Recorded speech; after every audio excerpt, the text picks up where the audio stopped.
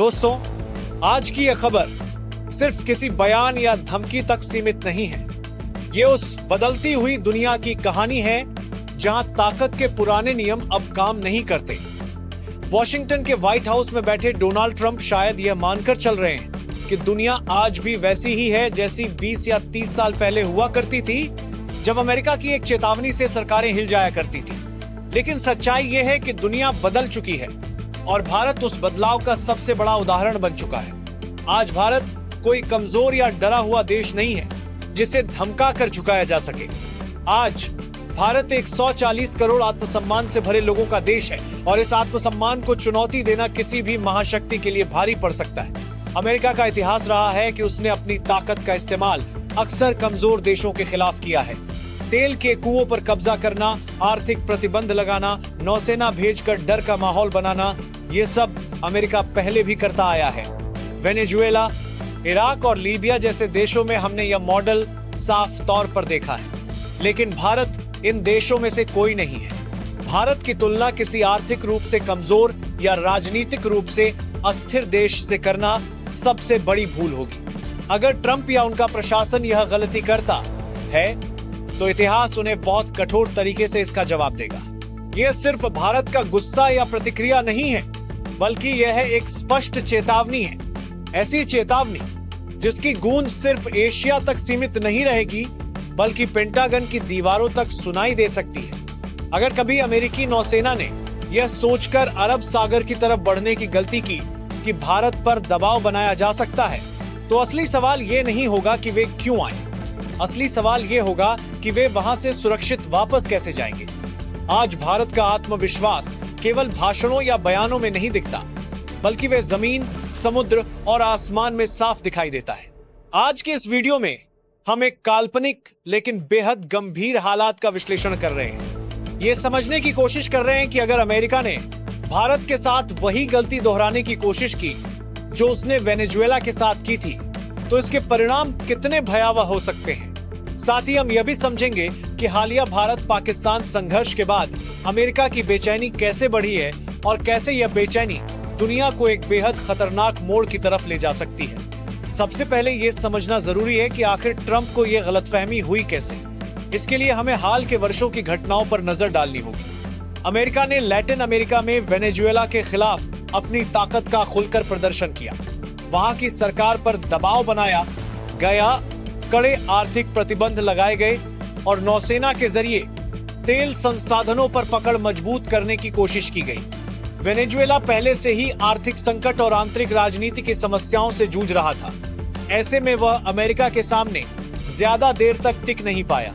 ये से अमेरिका के लिए एक आसान जीत थी और शायद इसी आसान जीत ने ट्रंप के आत्मविश्वास को जरूरत से ज्यादा बढ़ा दिया। यहीं पर सबसे बड़ी भूल हुई। जब ट्रंप भारत को देखते हैं तो वे भारत को भी उसी नजरिए से देखने लगते हैं जैसे वेनेजुएला या इराक को देखा गया था। वे भूल जाते हैं कि भारत के पास दुनिया की दूसरी सबसे बड़ी सेना है जो न केवल संख्या में बड़ी है, बल्कि अनुभव के मामले में भी बेहद मजबूत है। वे यह भी भूल जाते हैं कि 1971 में भारत ने अमेरिकी 7वें बेड़े को बंगाल की खाड़ी से आगे बढ़ने से रोक दिया था और आज का भारत, 2026 का भारत, उस दौर के भारत से कई गुना ज्यादा शक्तिशाली और आत्मनिर्भर है। अब जरा उस खतरनाक स्थिति की कल्पना कीजिए जिसकी तरफ दुनिया को धकेला जा रहा है। मान लीजिए कि अमेरिकी नौसेना अपने विमानवाहक पोतों के साथ अरब सागर में दाखिल होती है।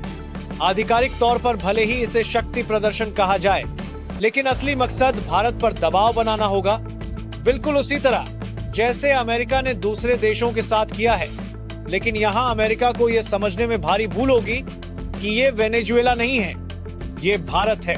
अगर अमेरिकी जहाज आगे बढ़ते हैं तो उनके सामने भारत की वो ताकत खड़ी होगी जिसे हल्के में लेना आत्मघाती साबित हो सकता है। भारत की तट रेखा पर तैनात ब्रह्मोस मिसाइल बैटरियां दुनिया की सबसे तेज सुपरसोनिक क्रूज मिसाइलों से लैस है। आसमान में उड़ते सुखोई 30 MKI फाइटर जेट समुद्र के बीचों बीच ही किसी भी युद्धपोत को रोकने की क्षमता रखते हैं। वेनेजुएला के पास ऐसी कोई सैन्य क्षमता नहीं थी, लेकिन भारत के पास आधुनिक तकनीक और अनुभवी सैनिक दोनों मौजूद हैं। इसके साथ ही भारत के पास S-400 एयर डिफेंस सिस्टम है जिसे दुनिया के सबसे घातक एयर डिफेंस सिस्टम में गिना जाता है। यह सिस्टम दुश्मन के आधुनिक से आधुनिक स्टील्थ फाइटर जेट्स को भी आसमान में ही निष्क्रिय करने की क्षमता रखता है। रक्षा विशेषज्ञों का मानना है कि अगर अमेरिका ने कोई गलत कदम उठाया तो अरब सागर उसके लिए वियतनाम से भी ज्यादा खतरनाक साबित हो सकता है। भारत की पनडुब्बियां हिंद महासागर के हर कोने से अच्छी तरह परिचित हैं। ये पनडुब्बियां समुद्र के नीचे से ऐसा वार कर सकती हैं कि दुश्मन को संभलने का मौका तक न मिले। यही वजह है कि समुद्री युद्ध के मामले में भारत को हल्के में लेना किसी भी देश के लिए बहुत बड़ी भूल होगी।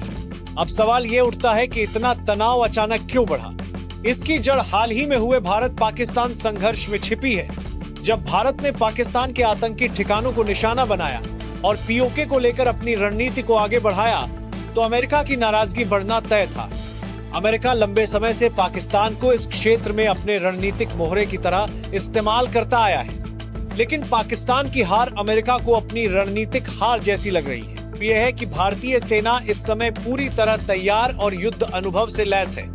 हमारी सेना कहें कि भारतीय सेना में आपको सारे कौन से बैटल हार्ड है, यानी उसने असली युद्ध का अनुभव हाल ही में हासिल किया है। इसके विपरीत अमेरिकी सेना का बड़ा हिस्सा लंबे समय से वास्तविक युद्ध से दूर रहा है। और ये एक सच्चाई है कि असली युद्ध और सिमुलेटर पर लड़ा गया युद्ध, दोनों में जमीन आसमान का फर्क होता है। यहीं से स्थिति और भी खतरनाक हो जाती है, क्योंकि भारत एक परमाणु शक्ति संपन्न देश है। दुनिया का कोई भी देश, चाहे वह अमेरिका ही क्यों न हो, किसी न्यूक्लियर पावर पर सीधे हमले की कल्पना तक नहीं करता। यही वह संतुलन है जिसे म्यूचुअली एश्योर्ड डिस्ट्रक्शन कहा जाता है। इसका सीधा मतलब यह है कि अगर एक देश दूसरे को खत्म करने की कोशिश करता है तो वह खुद भी सुरक्षित नहीं रहेगा। भारत की अग्नि 5 और अग्नि 6 जैसी मिसाइलें केवल एशिया तक सीमित नहीं हैं। इनकी पहुंच यूरोप से लेकर अमेरिकी महाद्वीप तक मानी जाती है। अगर किसी ने भी गलत आकलन किया तो यह संघर्ष 2 देशों तक सीमित नहीं रहेगा, बल्कि यह तीसरे विश्व युद्ध की चिंगारी बन सकता है। इस पूरे परिदृश्य में रूस, फ्रांस और इजराइल जैसे देश भी अहम भूमिका निभा सकते हैं। रूस दशकों से भारत का भरोसेमंद साझेदार रहा है और वह भारत को अकेला नहीं छोड़ेगा। फ्रांस और इजराइल जैसे देश भी अमेरिका की किसी भी जल्दबाजी का खुलकर विरोध कर सकते हैं। यही वह बड़ा फर्क है जो भारत और वेनेजुएला के बीच है। भारत के पीछे कई मजबूत वैश्विक ताकतें खड़ी हैं। अब जरा आर्थिक मोर्चे की बात करें, जहां अमेरिका को सबसे बड़ा झटका लग सकता है। भारत आज दुनिया की सबसे तेजी से बढ़ती अर्थव्यवस्थाओं में से एक है और दुनिया का सबसे बड़ा उभरता हुआ बाजार भी है। एप्पल, गूगल, टेस्ला जैसी अमेरिकी कंपनियां अपने भविष्य को भारत से जोड़कर देख रही हैं। अगर अमेरिका भारत से टकराव की राह चुनता है तो इसका असर सीधे अमेरिकी शेयर बाजार पर पड़ेगा। वेनेजुएला के पास केवल तेल था, लेकिन भारत के पास दुनिया का सबसे बड़ा उपभोक्ता बाजार है। भारत से टकराव का मतलब है अपनी ही अर्थव्यवस्था को नुकसान पहुंचाना। अमेरिका में बेरोजगारी बढ़ सकती है, कंपनियों को भारी घाटा हो सकता है और इसका सीधा असर ट्रंप के वोट बैंक पर भी पड़ सकता है। भारत ने धीरे धीरे डॉलर पर अपनी निर्भरता कम करनी शुरू कर दी है।